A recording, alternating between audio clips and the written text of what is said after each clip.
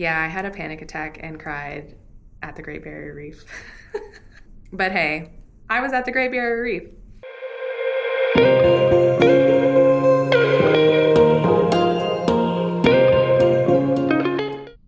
Hi friends, it's Marissa. Welcome back to my Australia chapter. It's been about a year since I traveled the east coast of Australia, and while so much has happened since then, it also still feels like yesterday that I went on that trip. So I thought it would be fun today to rewatch my TikTok videos that I made during that time. I did my east coast traveling through a tour company called Welcome to Travel, and it was a 30-day semi-guided tour in that everything was kind of just set up for us along the way, and we just had to get ourselves there.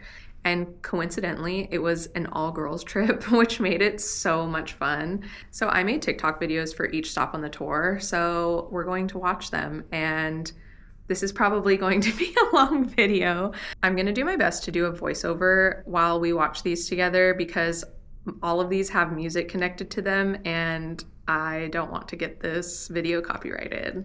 I'm hoping that this might give you some ideas for your own East Coast trip, or maybe you're watching this from the Australian East Coast and you just want to see what tourists get up to in your neck of the woods. Either way, I hope you get something out of this video, so let's dive right in.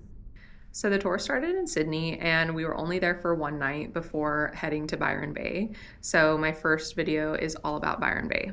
Grab your popcorn, grab a snack. Let's go. I'm traveling the east coast of Australia for a month, and here's everything I got up to in 3 days in Byron Bay. Started off with the classic budget travel overnight bus from Sydney, and I'm not gonna lie, it was pretty rough. I managed to get some sleep though, which I was told was a backpacking superpower. So this bus ride, I think, was like 10 hours, I wanna say. 9 or 10 hours, and there was no air conditioning on the bus. It was broken, so it was really hot, really stuffy. I honestly must have been so exhausted already at the start of the trip for me to get sleep, because literally what? All right, but my biggest mistake was not wearing compression socks because my feet were beyond swollen from the journey. I'm literally never making that mistake again. It was a bit cloudy on the day that we arrived, but the beach was still gorgeous, and we spent some time down there, had a little walk around the town, and learned that this reverse mermaid is kind of the signature of Byron, and a lot of people get it tattooed. Day 2 was jammed with activities, started the day off with yoga, and then walked up to the lighthouse and the most easterly point of Australia. Somebody told me that my hat was giving outback, but I'm just not best friends with the sun. This is true. Later that evening, we got picked up by the coolest party bus I'd ever been on to take us over to a sunset kayak down the Brunswick River. This bus was really cool. I counted at least 4 people taking pictures of the bus as we drove by. It was so fun. This was my first time ever kayaking, and it was honestly so relaxing. I loved it. Very true. It was super relaxing. Day 3 in Byron Bay was really chill. We had a barbecue and went to the famous dueling piano bar, which was really, really fun. That place gets packed. It's so fun. I ended my time in Byron by catching the sunrise on the last morning, which was really peaceful, before getting ready to hop on the bus to our next stop, Surfer's Paradise. Byron Bay felt very similar to California for me, like a California beach city, something similar to like Laguna Beach, or even like kind of Newport Beachy. I'm not sure. It felt very familiar to me, and I really liked it. We only had 3 days there, but I feel like we saw a lot in those 3 days. And I remember specifically like day 2 was like back to back stuff that we were doing. Yeah, really enjoyed it, and highly recommend going to the piano bar if you're ever in Byron Bay, because it's very good vibes and you will become friends with strangers singing the same songs. Like, it's just so much fun. All right, Byron Bay to Surfer's Paradise was a much shorter bus journey. I think it was only a couple of hours. So let's see what I did in Surfer's Paradise. I'm traveling the east coast of Australia for a month, and here's what I got up to in 3 days in Surfer's Paradise. The sun was so hot here, I'm not going to lie, it really wore me down, so it was a chill few days. I did a lot of wandering around with girls on the trip, and the first night that we were here, we went to the Sky Point observation deck. After 7:30, it's only a $10 entry fee, which was such a good deal. I still stand by this. That was probably one of my favorite nights in Surfers Paradise. So up to the 77th floor we went, and we saw some amazing views from the top of the city at night. And then we got these lovely cocktails as well. It was just a great way to spend the evening. The next day we did some more wandering, but mostly resting as we have quite a packed schedule, and I'm gonna take advantage of the downtime while I have it. True. There was a market on down by the beach that was really nice to walk through and had a lot of cool stuff to look at. I think it happens every weekend. I remember specifically buying a necklace from this market that I wore throughout the entirety of 2024. And yeah, I really enjoyed this market. It was nice to browse around there. Surfers Paradise is a great place for people watching. It's definitely giving Miami vibes. And I imagine people come here to have bachelor and bachelorette parties. Maybe? Let me know if you know, but there are a lot of quirky things to do here that I imagine would be fun on one of those trips. Yeah, like I feel like Surfers Paradise had a lot of different tourist activities to do. Like there was like a Believe It or Not museum.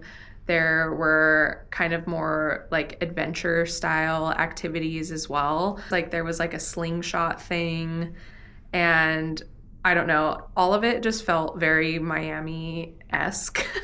I know, like, not to compare everything to the US, but that's just what I'm familiar with. So I guess that's what I would compare it to. Overall, it was a pretty relaxing time in Surfers Paradise, and I feel recharged and ready to go on to Brisbane next.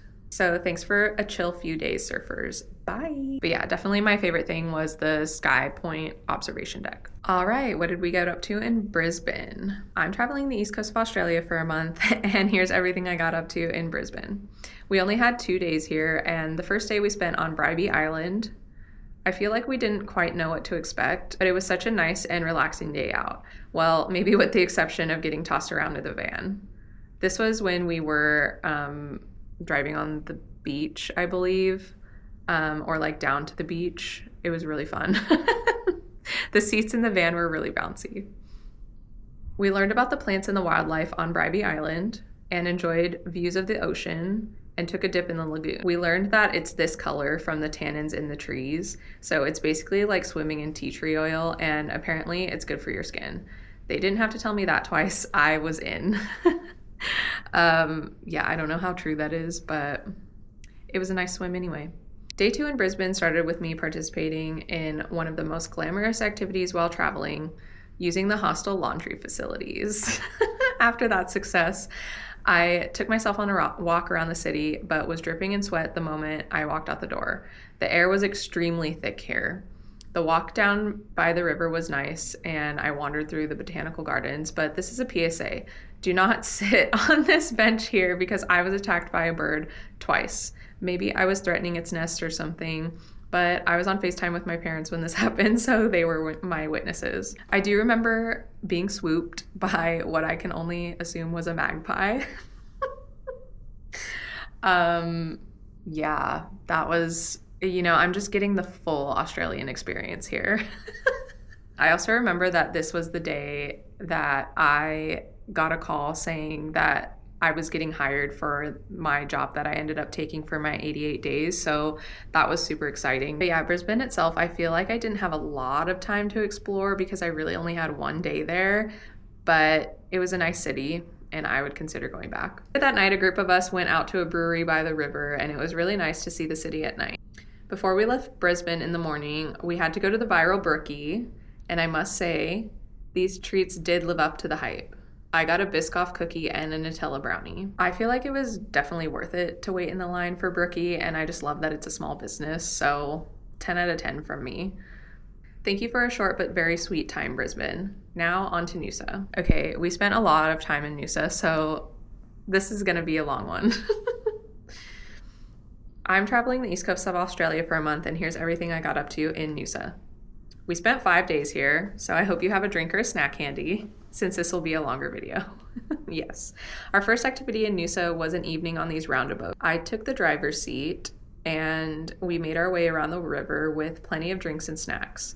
It was a great time, and even though it absolutely poured down rain on us towards the end, the roundabouts were so cool, and it wasn't something that was originally on the itinerary. It was kind of added last minute, and there was a bit of a miscommunication about what was happening with the roundabout, so it was a little bit of a mess leading up to it, but it ended up being probably one of my favorite things that we did, and yeah, it was just so unique and so fun.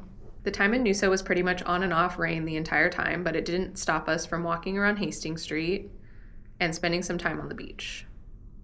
I spent a lot of time relaxing at the hostel by the pool because, well, look at this. It was just so nice. It's true. This was probably my favorite hostel that we stayed in on the trip, and it was called Bounce, and it was just pretty luxurious feeling for a hostel. It was brand new. The only thing was it was a little bit far away from like the main attractions in Noosa, so something to consider, but overall I would say it was really good. There was always some sort of happy hour going on as well, which was really hard to say no to. True. A few of us went out to another bar one night as well, and we had a good time. We were lucky to be in Noosa on a Saturday when the Amundi markets were on because it was such a nice day out despite the rain again, and we spent a few hours walking around. If I lived in Noosa, I know I would spend way too much money at this place, no question.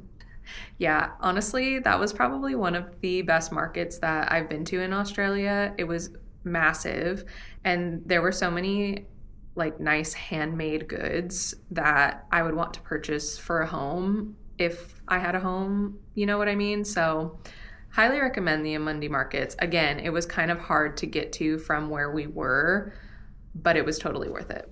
We spent a couple of nights farther out in the Noosa Everglades at this place called Kangaroos, and it really lived up to its name. There were kangaroos literally right outside our doors. I mean, look at this. Yeah, they were even fighting. And to be honest, I was a bit terrified. Definitely a new experience for us all. I feel like that was a very nice way for past me to put that because the kangaroos were just not it. It was probably my least favorite hostel experience, especially because we were there for a couple of nights. I feel like if you were to do this, one night is plenty. And yeah, I just felt like I was invading the kangaroos' space, and it just wasn't for me in general, but to each their own. Some people really loved it. It just wasn't for me. Shout out to Amy for grilling dinner for everyone while we were there. MVP for real. True, Amy was the MVP of the grill. This night also happened to be my 30th birthday, and the girls I'm traveling with made me feel really special by surprising me with a celebration, complete with a cake and everything. Thank you again, everyone, for organizing this for me. It was very, very, very kind, and I will never forget it. I feel like emotional just thinking about that. Like, that was so nice. I had known these girls for like less than 2 weeks, and they made me feel so special on my birthday. And they wrote me like the nicest little card. They got me a journal for my birthday as well, and I used that journal throughout my whole 88 days experience in the Kimberley, and yeah, I'm just so grateful for them. That was so nice. Day 2 in the Everglades, we went on an explorer tour and got an intense arm workout by canoeing for 5 kilometers. This was beyond tiring. Yeah, I don't know, like, I feel like we did not sign up to canoe for 5Ks. Like, that's actually insane when you think about it. And, like, I've never canoed before this. And yeah, on the, like, there were some people who had to be picked up by the boat on the way back. Thankfully, none of us had to. But yeah, that was just, I don't think we were prepared for that at all. I say that it's strangely peaceful at the same time. It kind of was, because to be fair, like, it was a beautiful landscape, right? Well, at some points, and any peace I had during this came to an abrupt end when we saw this lace monitor lizard during our snap break, and it kept following us around. It really did. It was like acting like a puppy. It was just following us. And after what seemed like a really long day, a lot of us went down to the bar for a quiz night, which was actually really, really fun. Love a good quiz. And a few of our teams won some free food and drinks. The morning we left, a few of us got up to watch the sunrise, which was really nice, before we said goodbye to the kangaroos and made our way to our next stop, Rainbow Beach. Thanks for a great time, Noosa. Lots going on in Noosa, for sure. All right, Rainbow Beach. I'm traveling the east coast of Australia for a month, and here's everything I got up to in Rainbow Beach. I would describe my time here as relaxing and recharging. There was a lot of downtime because the weather wasn't in our favor most of the time we were here. The first thing we did when we arrived in Rainbow was go to Carlos Sandblow to watch the sunset, and I have to say, this may be one of my favorite sunset spots I've ever been to. I had no idea what to expect, but it was so beautiful. Like I said earlier, the weather here was really giving wet season in Queensland, and our surf lessons and kayaking tours were canceled. But we still made the most of it by hanging out together at the hostel, playing games, and it happened to be Pancake Day in the UK, which my British friends on my trip took very seriously, and they kindly let me crash their pancake party. So the Sandblow, still to this day, is one of my favorite sunset spots ever. If you're ever in Rainbow Beach, you have to go to the Sandblow. It is stunning. I also spent a lot of time at this cafe called Little Parliament. Their coffee was so good, and it was a great place to get some life admin done. I also had the chance to visit Rainbow Beach Sports Club to swim some laps one morning, which was the perfect way to start my day. Yeah, I loved that cafe, Little Parliament, and I remember the guy at the sports complex being so nice, like when I went to go swim laps. He was lovely. It was time for another load of laundry, and look at this little guy I found hanging out in one of the dryers. Good thing that one was broken, so he was safe. Little frog, cute. I finished out my time in Rainbow Beach by going down to the beach and seeing the Rainbow Steps, of course, before boarding the overnight bus to Airlie Beach. See you there. So we did spend a lot of time in Rainbow Beach, but we did Rainbow Beach before and after going to Gari. It's kind of like the gateway to the island. So we spent a little bit more time there. And next I will go on to our Gari trip. I'm traveling the east coast of Australia for a month, and here's everything I got up to on Gari, Fraser Island. I have to say, this was the part of the trip that I was most nervous about, since this is completely outside of my comfort zone, and I've never even been camping before, but I think this is the most fun I've had yet on the trip. Maybe I am more of an outdoorsy girly than I thought I was. True, I had never been camping before. I will say, since everything was included in a tour when we went over, all of like the tents and everything were set up for us already, so it wasn't like true camping experience potentially. But anyway, I slept in a tent under the stars, and I think that qualifies as camping. Starting at the beginning, our tour company gave us an island safety briefing, which I'm not going to lie, made me even more nervous. And after that, we loaded up our vehicles and made our way down to the ferry to take us over to the island. Shout out to all the girls who drove us around the island safely, because this was 3 full days of driving through the beach and the forest, and they all made it seem like a breeze. Seriously, shout out to those girls again, because there was some crazy terrain that we were driving over, and even when we were going around tides this high, like the water was so close to the vehicle at some points. Of course, we saw a lot of wildlife like dingoes, jellyfish, turtles, and even probably one of the most venomous snakes in the world. Okay, yeah, that was a sea snake, and it was dead on the beach, but we still saw it.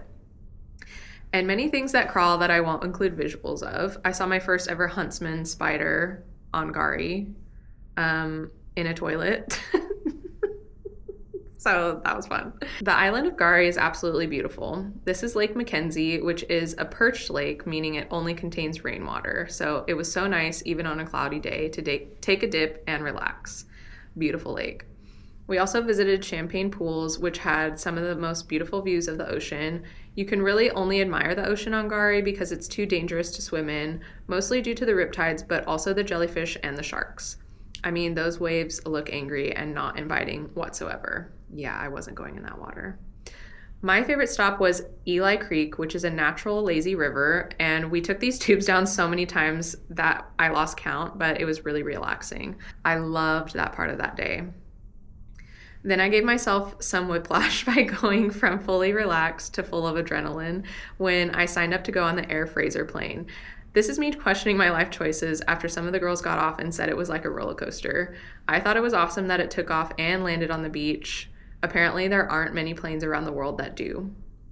This was the wildest plane ride ever, but it was also really nice to see the island from above. 10 out of 10 would recommend. I still stand by the Air Fraser plane. I think it was so fun. Yeah, I don't know that I've quite had an experience like that. It really did feel like a roller coaster, but it also felt safe. It was safe, okay? But yeah, it was really fun. Of all the things we saw and did, I think we really made some core memories at the campsite. Roasting marshmallows, dancing, and group dinners. Shout out to the queen of the grill, Amy, once again. Even in the rain, Gari was amazing, and only thing I would change was the temperature of the tent because I was boiling, but that wasn't anyone's fault but my own for not properly ventilating it. Like I said, it was my first time camping. Thank you, Gari, for the memories. Can you believe there are still 3 more videos? This was a full month trip. All right, let's do Airlie Beach and the Whitsundays.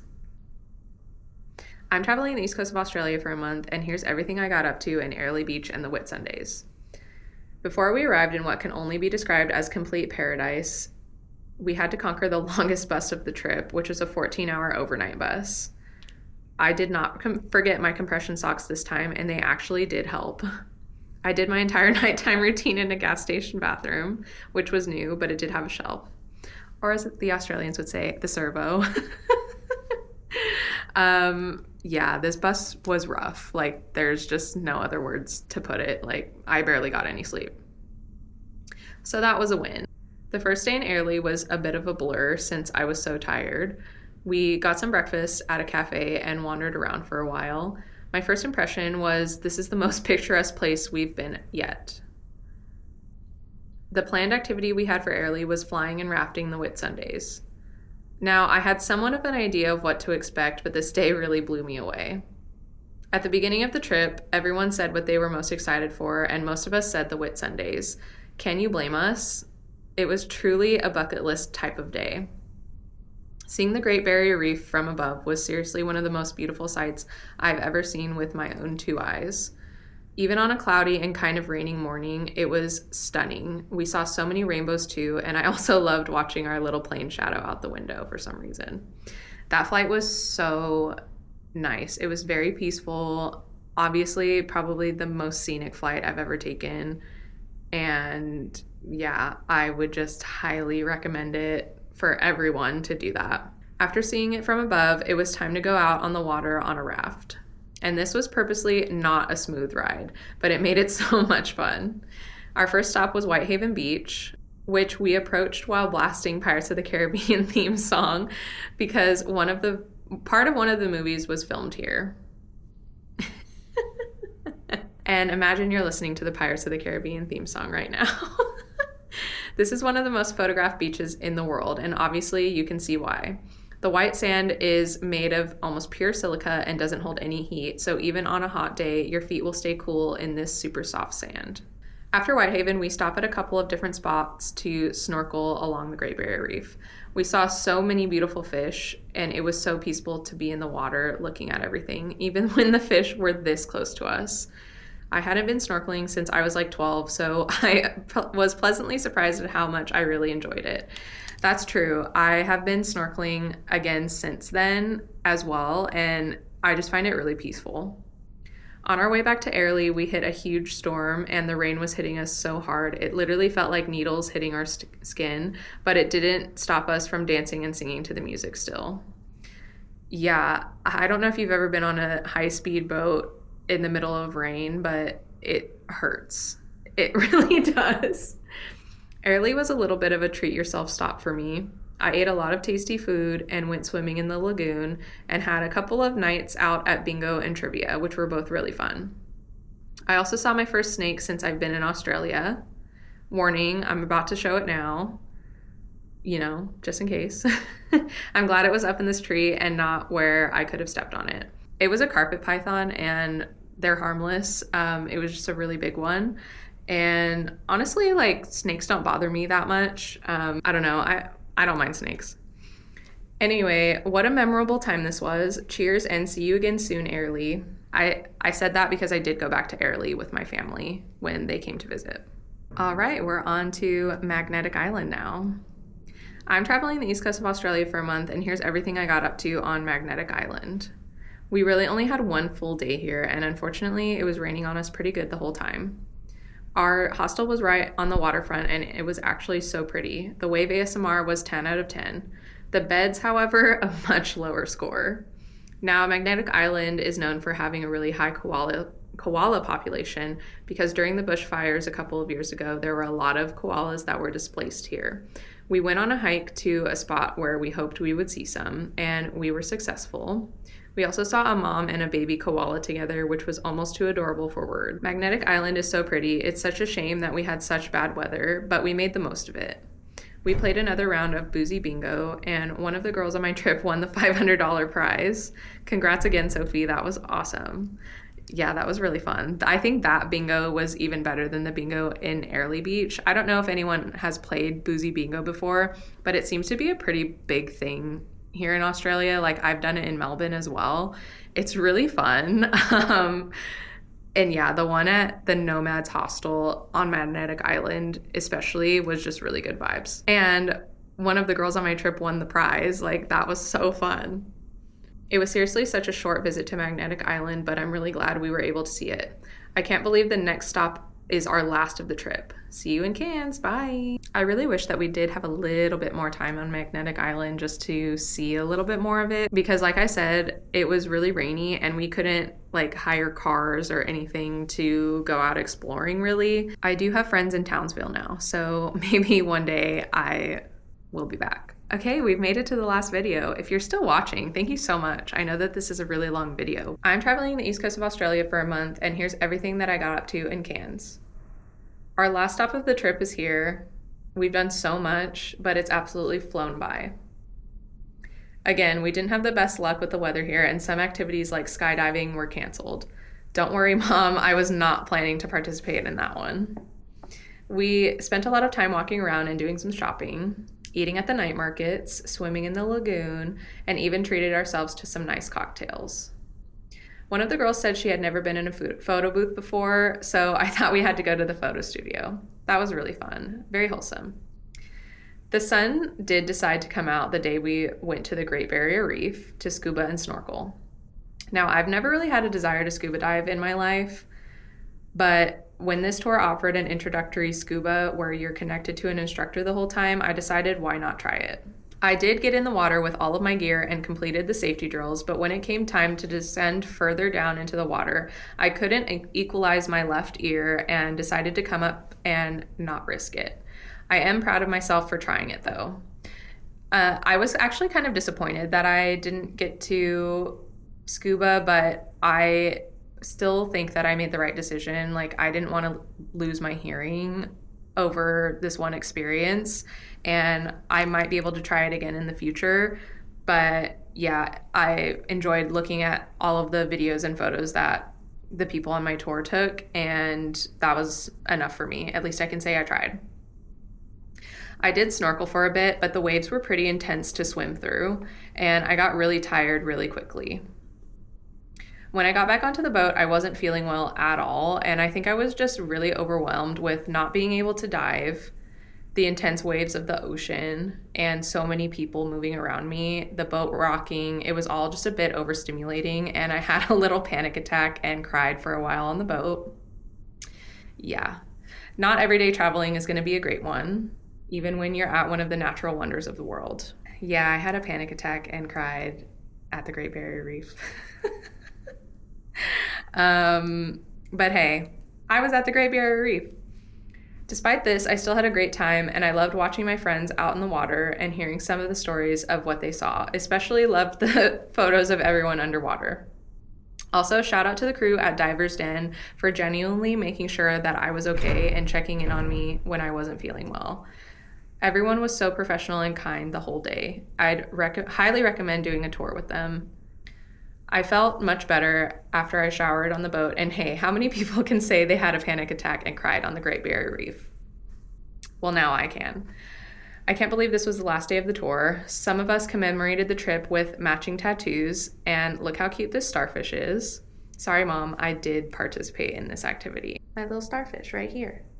It's such a good conversation starter as well. Like, I got this traveling the East Coast for a month with 23 other girls. Like, that's crazy. We had a farewell dinner and went out for some drinks together too. It was seriously so sad saying goodbye to everyone, and we were already talking about a reunion. Still waiting for that to happen, ladies. I feel so lucky to have met all of these lovely ladies and traveled with them for the past month. To top off my trip, I booked myself into a nice hotel with a few of the girls, because after a month of dorms and shared bathrooms, we just wanted to treat ourselves to a bit of luxury. This is me living my best life in my robe, drinking my tea. My last night in Cairns, we had a movie night, and I successfully, with some struggle, repacked all of my stuff to fly back to Sydney for my next adventure. Thank you again to all of the girls for all of the memories, and for Welcome to Travel for bringing us all together. I feel like I made friends for life from all over the world, and what a privilege this whole journey has been. I'm excited to keep up with what everyone does in the future, and I have a feeling that we will see each other again. Much love to you all. Aw, not me getting emotional again. So cute. Wow, so that concludes my East Coast trip. This was probably my longest video on my channel yet, so thank you so much for sticking to the end. I really hope that you had some fun watching these TikToks with me. I don't post TikToks anymore just because of the whole fiasco that went on with TikTok in the US. It just doesn't feel good to use that app anymore.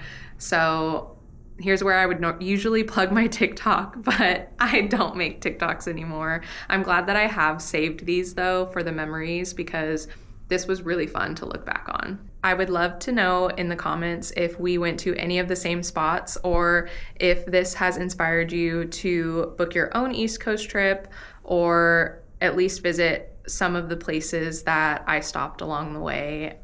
Thanks again for watching, and I will see you in the next video. Bye.